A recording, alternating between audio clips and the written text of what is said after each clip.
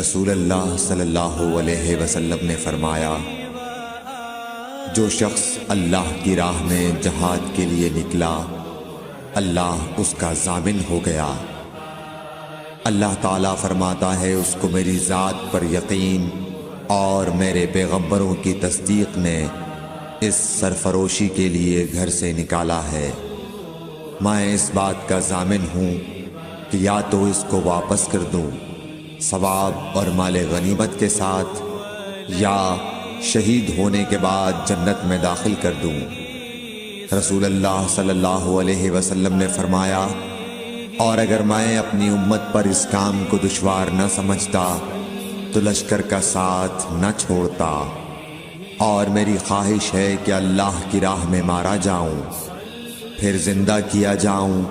پھر مارا جاؤں، پھر زندہ کیا جاؤں، پھر مارا